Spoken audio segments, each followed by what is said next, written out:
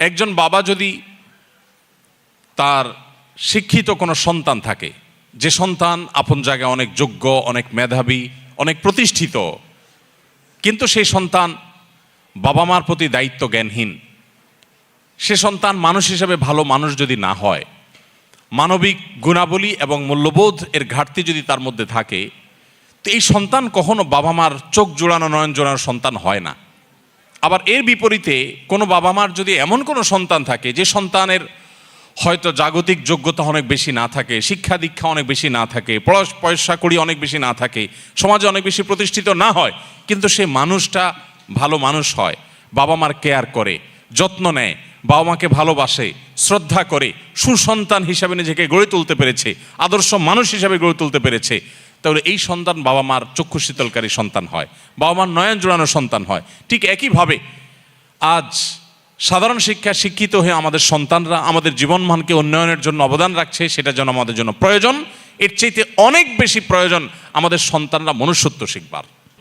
এই যুগে খুব অল্প পুঁজি দিয়ে সামান্য সময়ের ব্যবধানে একজন মানুষ কোটি কোটি টাকার মালিক হয়ে গেছেন। এই জিনিসটা যত আশ্চর্যের, যত কঠিন। আল্লাহ তাআলা কাউকে দু চারটি সন্তান দিয়েছেন, এই সন্তানগুলোকে সমাজে প্রচলিত যে আগুনের আঁচ চতুর্দিক থেকে আমরা দেখতে পাচ্ছি, সেগুলো থেকে বাঁচিয়ে, সেগুলো থেকে রক্ষা করে, হেফাজত করে মানুষের মতো মানুষ হিসাবে, নিজের কাঙ্ক্ষিত সন্তান হিসাবে গড়ে তোলা, এটা তার চাইতে বেশি কঠিন এবং চ্যালেঞ্জিং। আমাদের সবচাইতে দামি সম্পদ, সবচাইতে দামি অ্যাসেট হলো আমাদের সন্তানগণ। আপনার সন্তানকে ভালো মানুষ হিসাবে গড়ে তুলবার টার্গেট করতে হবে। সে স্কুলে পড়ুক কিংবা মাদ্রাসায় পড়ুক, আপনার টার্গেট হতে হবে, লক্ষ্য হতে হবে যে আমার সন্তানকে আমি মানুষের মতো মানুষ হিসাবে গড়ে তুলব। সে সৎ মানুষ হবে, আর কিছু হোক বা না হোক। সে ডাক্তার ইঞ্জিনিয়ার হতে পারুক বা না পারুক, সে বিসিএস ক্যাডার হতে পারুক বা না পারুক, সে সেনাবাহিনীতে ভালো কোনো অফিসার র্যাঙ্কে চান্স পাক বা না পাক, সে ভালো পরিচিত পপুলার কোনো আলেম বা তুখুর কোনো হাফেজ হতে পারুক বা না পারুক, সে যেন ভালো মানুষ হয়, সে যেন মুত্তাকি হয়, সে যেন পরহেজগার হয়।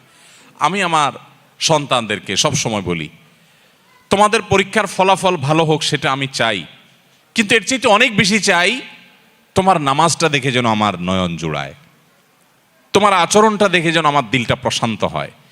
এটুকু যদি তুমি আমাকে দিতে পারো, তোমার ফলাফল যদি খারাপও হয়, আমার কোনো টেনশন নাই, কোনো দুঃখ নাই, তার জন্য আমার কোনো আফসোস নাই, তোমাকে আমি কিচ্ছু বলবো না। সম্মানিত উপস্থিতি, বেশিরভাগ বাবা মা তারা চান তাদের সন্তান যেন দুধে ভাতে থাকুক। একটা কথা আছে না, আমার সন্তান যেন থাকে দুধে ভাতে।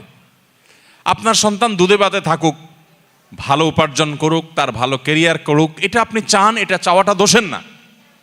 কিন্তু এর চাইতে বড় চাওয়া উচিত আমার সন্তানটা যেন সৎ হয়, ভালো মানুষ হয়। কয়জন বাবা, কয়জন অভিভাবক আপনি এই সমাজে দেখাতে পারবেন যেই অভিভাবক তার সন্তানকে বলে, বাবা তুমি অনেক বড় শিক্ষিত হতে পারো আর না পারো, তুমি সৎ মানুষ হবে। বরং উল্টা আমাদের সমাজে দেখি, সন্তানের জন্মের তারিখটা বেশিরভাগ বাবা মা ভুল লেখেন, ইচ্ছাকৃত ভুল না, মিথ্যা লেখেন। কেন? যাতে বেশি দিন চাকরগিরি করতে পারে, বেশি দিন সরকারি বা বিভিন্ন প্রতিষ্ঠানে চাকরগিরি যেন করতে পারে, সেই সুযোগ পাইয়ে দেওয়ার জন্য জীবনের শুরুতে একটা মিথ্যা গেঁথে দেয়। অনেক বাবা মা আছেন যারা বিভিন্ন স্কুলে তাদের সন্তানরা যে পড়াশোনা করে তাদের জন্য নকল কিনে এনে সন্তানদেরকে সার্ভ করে দেন, সাপ্লাই করে দেন। এরকম বাবা মা আছে না? নাই এই সমাজে আছে না, শুধু ভরে আছে। অর্থাৎ বাবা মার হাবভাব দ্বারা তারা বোঝাতে চান যে দেখো, আমি নিজে তো টাকার মেশিন, সারাদিন পয়সা ছাড়া আর কিছু চিনি না, অতএব আমার ঘরে জন্ম হয়েছে তোমাকেও টাকার মেশিন হতে হবে বাবা। দিন শেষে বাপ সন্তান সবাই মিলে আমরা টাকার মেশিন হয়ে যাব, দুনিয়া দুনিয়া মানি ছাড়ার কিছু বুঝি না। সম্মানিত উপস্থিতি, আজ শিক্ষিত সন্তান নিয়ে বাবা মা যতটা সুখে আছেন, এই সমাজে এত শিক্ষিত সন্তান না থাকলেও বাবা মারা অনেক বেশি সুখী ছিলেন, সন্তানরা অনেক বেশি সুখী ছিলেন একটা সময়। শুধু পার্থক্য এইটুকু, তাদের মধ্যে নীতিনৈতিকতা ছিল, এখন নীতিনৈতিকতা নাই।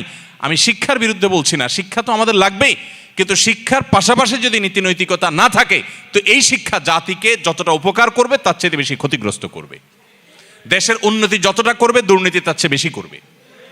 অতএব একজন আদর্শ অভিভাবক হিসাবে আপনার সন্তানকে যদি আপনি মানুষের মতো মানুষ হিসেবে গড়ে তুলতে চান, আপনার টার্গেট হতে হবে আমার সন্তান দুধে ভাতে থাকুক আর না থাকুক, আমার সন্তান থাকবে সত্যের সাথে, আমার সন্তান থাকবে ন্যায়ের সাথে, আমার সন্তান থাকবে নিষ্ঠার সাথে। আপনার সন্তানকে বলতে হবে, বাবা আশপাশে মানুষের গাড়ি বাড়ি তাদের সম্পদ এগুলোর চমক তোমাকে যেন বিভ্রান্ত না করে। তোমার বাবা হিসাবে আমি অসৎ উপার্জন করি নাই, তুমি অসৎ উপার্জন করবে না। এদেশে কিছু আদর্শবান মানুষের বড় বেশি প্রয়োজন। বড় দুর্ভিক্ষ চলছে, প্রতিটা টেবিলে, প্রতিটা অফিসে, প্রতিটা প্রতিষ্ঠানে দুর্নীতিবাজদের এমন মহড়া, এমন মহোৎসব আজ সর্বদা চতুর্দিকে এমনভাবে প্রতিষ্ঠিত হয়েছে যে গোটা জাতি তৃষ্ণার্ত মরুভূমি যেরকম পানির জন্য হাহাকার করে, কিছু সৎ নাগরিকের জন্য গোটা জাতি আজ হাহাকার করছে। আর সেই হাহাকারের সে অভাব নিরূপণ করবার জন্য কিছু উলামা একরাম নির্লস চেষ্টা চালিয়ে যাচ্ছে। সন্তানদের জন্য আমাদের কাছে, হুজুরদের কাছে আপনারা অনেক সময় দোয়া চাইতে আসেন অনেকে, হুজুর দোয়া করবেন ছেলেটা এসএসসি পরীক্ষা দিচ্ছে, এইচএসসি পরীক্ষা দিচ্ছে, ও কলেজে যেন চান্স পায়, এটা করে সেটা করে চান। এই দোয়াতে কোনো দোষের কিছু নেই, কিন্তু কয়জন অভিভাবক, আমি তো আমার জীবনে একজন অভিভাবককে পাইছি কিনা আমার মনে পড়ে না, থাকতে পারে আমার স্মৃতির বাইরে বা আমার মনে নাই, এরকম আমার সচরাচর মনে পড়ে না যে কোনো অভিভাবক এসে বলেছেন যে হুজুর দোয়া করবেন আমার ছেলেটা যেন মানুষের মতো মানুষ হয়। কিছু আছে বলেন, কিন্তু সে বলাটা গতানুগতিক টাইপ মনে হয়। একান্ত হৃদয়ের আকুতি থেকে যে আমার সন্তানটাকে যেন আল্লাহ রাব্বুল আলামিন এই সমাজে যত ফিতনা আছে, যুব সমাজকে ধ্বংস করবার জন্য যত আয়োজন আছে, এই আগুনের আঁচ থেকে বাঁচিয়ে যেন মানুষ বানান। কয়জন বাবা মা দোয়া চান? অতএব আদর্শ অভিভাবক হওয়ার জন্য সন্তানের জন্য চোখের পানি অনেক বেশি দরকার, দোয়া অনেক বেশি দরকার। আল্লাহ তাআলা আমাদেরকে সেটাও করার তৌফিক দান করুন। নাম্বার 3, একটা কথা আমাদেরকে মনে রাখতে হবে, মানুষের প্রকৃতি, বিশেষ করে শিশুদের প্রকৃতি আরো বেশি যে তারা যত বেশি শুনে শিখে তার চাইতে দেখে শিখে বেশি। তারা যতটা শুনে শিখে তার চাইতে দেখে বেশি শিখে। এটা মানবীয় প্রকৃতি, বাচ্চাদের মধ্যে এটা আরো বেশি। আপনি বাচ্চাকে সারাদিন বলবেন বাবা মিথ্যা বলে না, এটা যতটা বাচ্চার জন্য কার্যকর হবে, আপনি নিজে বিভিন্ন পর্যায়ে মিথ্যা বলার প্রয়োজন আছে বা সুযোগ আছে সেই জায়গাগুলোতে মিথ্যা অ্যাভয়েড করবেন। আপনার এই আদর্শটা বাচ্চাকে অনেক বেশি শিক্ষিত করবে যে মিথ্যা বলা যায় না, সে বলবে না। আপনি বাচ্চাকে মুখে বলবেন বাবা মোবাইল টিপে না, আর আপনি সারাক্ষণ নিজে মোবাইল হাতাবেন, তাহলে আপনার বাচ্চা কোনোদিন এই নেশা থেকে মুক্ত হতে পারবে না। আপনি তাকে বাঁচাতে চাইলে আপনি নিজেকে নিয়ন্ত্রণ করা শিখতে হবে। আর কিছু না হোক অন্তত সন্তানের দিকে তাকায় হলো আমাদেরকে মানুষ হতে হবে। আমি প্রায় বলি, আপনি আপনার বাবার জুতা যদি সোজা করতে শিখেন, প্রতিদিন বের হওয়ার সময় আপনার বাবার জুতাটা সোজা করেন, মায়ের জুতাটা সোজা করেন, পরিষ্কার করে রেখে দেন, আপনার সন্তান আপনার জুতার উপরে পাড়া দিতে তার বিবেকে বাঁধবে।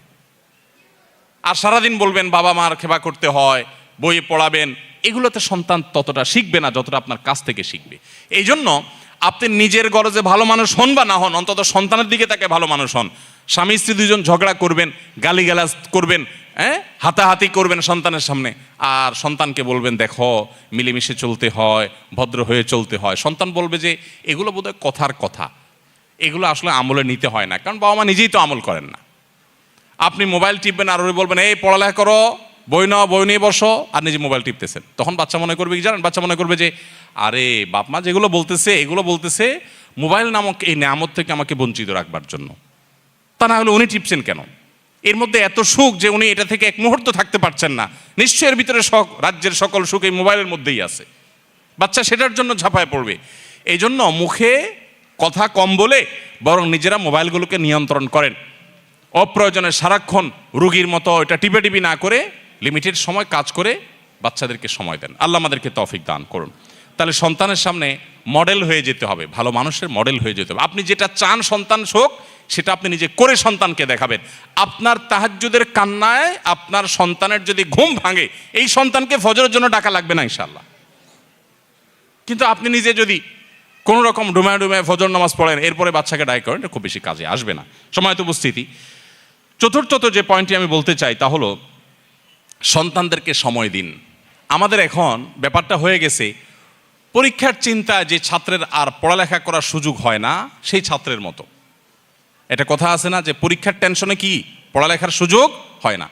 আমাদের এখন সন্তানদের উন্নত উজ্জ্বল ভবিষ্যতের জন্য মা মায়ের কাজ নিয়ে, বাপ বাপের কাজ নিয়ে এত ব্যস্ত যে সন্তানকে সময় দেওয়ার সুযোগ নেই। যে সন্তানের জন্য আপনি এত কিছু উপার্জন করবেন, সেই সন্তানকেই আপনি সময় দিচ্ছেন না, তাহলে আপনার চেয়ে বোকার কি হতে পারে? সন্তানদের সময় দিন। আমি নিজে আলহামদুলিল্লাহ অনেক দিন থেকে একটা প্র্যাকটিস শুরু করছি, আপনাদের সাথেও শেয়ার করি, কেউ আমল করতে পারেন। সেটা হলো যে অফিস টাইমের পর আর মোবাইলে আমি কোনো অ্যাক্টিভ থাকি না। বেশিরভাগ সময় হয় এরোপ্লেন মোড করে ফেলি, আর নাহলে বন্ধ করে ফেলি, আর নাহলে সাইলেন্ট করে ওইটাকে গাড়িতে রেখে, অফিসে রেখে, ডেস্কে রেখে তারপর বাসায়। এবং পুরো সময়টা বাসা যতক্ষণ থাকা হবে ততক্ষণ ফ্যামিলিকে সময় দেওয়া হবে। এটাতে কিছু ক্ষতি হবে, প্রতিষ্ঠানের ক্ষতি হবে, অফিসের ক্ষতি হবে, হোক, তার চাইতে লাভ অনেক বেশি হবে। যারা বিভিন্ন প্রতিষ্ঠান পরিচালনা করেন, অনেক কাজ কাম আছে, প্রয়োজন একটা বাটন ফোন নিয়ে নেন যে এইটা থেকে এতটা পর্যন্ত বাটন ফোনে আসি, আমার ফোনটা অমুকের কাছে থাকবে, ইমার্জেন্সি কিছু হলে আমাকে জানাবা, আদারওয়াইজ আমি নাই, বাচ্চাদেরকে সময় দিব। বেশিরভাগ বাপ দেখবেন বাসায় ঢুকতে ঢুকতে মোবাইলে কথা বলতে, হ্যাঁ ভাই ঠিক আছে অমুক জায়গায় এতটা মাল পাঠায় দেন, এসব বলতে বলতে ঢুকে। কে দরজা খুলছে সেটাও বাপে দেখে না, আবার বাইর হয়ে যাচ্ছে সকালে, তখন আবার মোবাইলে, হ্যাঁ আসতেছি এই যে নামতেছি সিঁড়িতে, বলতে বলতে বাইর হয়। তো আপনি সারাক্ষণ আবার বাসায় যতক্ষণ আছে ততক্ষণ মোবাইল নিয়ে ব্যস্ত আছে, মাও ব্যস্ত, বাপও ব্যস্ত। বাচ্চাদের যে কি অসহায়ত্ব এই সময়টাতে, আমি তো মনে করি এই সময়ে প্রোডাক্টিভিটির জন্য মোবাইল নিয়ন্ত্রণ করা ছাড়া কোনো দিন সম্ভব না আজকের বাস্তবতায়। আলহামদুলিল্লাহ আমরা এটা শুরু করে দিয়েছি এবং এর সুফলটা আমরা পাচ্ছি আল্লাহর রহমতে। আমি অনুরোধ করব আপনারাও সেই সময়টা দিবেন। শুধুমাত্র সময় দেয়া বলতে বাচ্চাদের সাথে গল্প করানো, সব দিক থেকে আপনি তাদের খেলার সাথী হবেন। আপনার বাচ্চা কার সাথে খেলতে গিয়ে নষ্ট হবে, আপনি সেটা কেন হতে দিবেন? আলহামদুলিল্লাহ আমি আমার বেশ কিছুদিন থেকে প্র্যাকটিসটা করি, তবে গত প্রায় মাসখানেক যাবৎ হবে বা তার সাথে কম বেশি হবে। এই সময় ধরে আমি আমার বাচ্চাদের সাথে নিয়মিত খেলাধুলা করার চেষ্টা করি। যদি আমি বাড়িতে থাকি তো খেলা মিস নাই বাচ্চাদের সাথে, প্রতিদিন 1 ঘন্টা মিনিমাম বাচ্চাদের সাথে খেলি প্রতিদিন। অন্য যত ব্যস্ততা থাকুক, সব ব্যস্ততার সাথে বড় ব্যস্ততা, আমার সবচেয়ে বড় সম্পদ আমার বাচ্চারা। অতএব তাদের সাথে আমি খেলার সাথী হব। কোন বাচ্চার সাথে খেলতে গিয়ে সে নষ্ট হবে না হবে, আমি সময় দেবো তাদেরকে। এবং তাদের গল্পগুলো আপনি শুনবেন, আপনি নিজে তাদেরকে গল্প বলবেন, তাদের পড়ালেখার সাথী হয়ে যাবেন, মেশার চেষ্টা। বেশিরভাগ বাবা মা সন্তানকে সময় দিতে চান না, টিচারের কাছে দিয়ে রাখেন, আপনার কাজের বুয়ার কাছে দিয়ে রাখেন, অমুকের কাছে দিয়ে রাখেন, তমুকের। মায়েরা তো আজকাল বাচ্চাদেরকে ভালো করে নাস্তাও দিতে রাজি না। আমরা যারা মাদ্রাসা চালাই আমরা জানি, টিফিন দিয়ে দিবেন কি অল টাইমের একটা প্যাকেট ধরায় দিবেন, রেডিমেড কিছু ধরায় দিবেন। আপনার বাচ্চাকে আপনি রেডিমেড এগুলো দিয়ে দিচ্ছেন, আপনি বুড়ো হন, এই বাচ্চা আপনাকে বৃদ্ধাশ্রমে পাঠাবে, এরকম অল টাইম ধরায় দিবে। বাচ্চাকে হেলদি কিছু একটু রেডি করে দেন, ভালো কিছু একটু নিজে রান্না করে দেন। মায়েরা আজকাল অলস, ও রেডিমেড কিছু দিয়া যেতে পারলে বাঁচে। বাপেরাও অলস, বাচ্চাকে সময় দিতে রাজি না। সার পড়াক, আপনি নিজে আপনার বাচ্চাকে কদিন পড়ান। এই জন্য বাচ্চাদেরকে সময় দিবেন। সময় না দিলে বাচ্চারা কখনো মানুষ হওয়া এটা সম্ভব না। যত বাচ্চা মানুষ হয়েছে দেখবেন বাবা মা অনেক বেশি তাদেরকে সময় দিয়েছে। আল্লাহর শপথ করে বলছি, আপনার এই পরিবার উপভোগ্য হবে, চরম উপভোগ্য হবে, দুনিয়াটা জান্নাতে পরিণত হবে যখন আপনার সন্তানটা দেখবেন যে মায়ের সামনে মাথাটা উঁচু করে কথা বলতে লাজ বোধ হয়, লজ্জা বোধ হয়। যখন দেখবেন বাবা কোনো কথা বললে ফিরে আরেকটা কথা বলার মতো সাহস হয় না। এই সন্তানকে এখন ঘরে ঘরে আছে? আরে ঘরে ঘরে তো দেখা দূরের কথা, গোটা সমাজে খুঁজে এরকম একটা সন্তান পাওয়া যায় না। বেশিরভাগ দেখবেন বেয়াদব, উগ্র, উচ্ছৃঙ্খল, এবং কোনো শিক্ষা নাই, নীতি নাই, নৈতিকতা নাই, আদর্শ নাই, নষ্ট এবং নষ্টের ছড়াছড়ি চতুর্দিকে। কোথায় সে সন্তান? যে সন্তান মায়ের বাবার আগে হাঁটবে না, যে সন্তান মায়ের আগে কথা বলবে না, বিনয় থাকবে। এরকম সন্তান যদি থাকে, আপনার সন্তান অনেক বড় অফিসার না হোক, আপনার সন্তান অনেক পয়সা কামাই না করুক, অনেক বড় পদের অধিকারী না হোক, আপনার সন্তান যাই হোক না কেন, যদি এরকম সন্তান আপনাকে আল্লাহ তাআলা দেন, তো আপনি দেখবেন আপনার পরিবারটা, আপনার জীবনটা জান্নাতি জীবন হয়ে গেছে।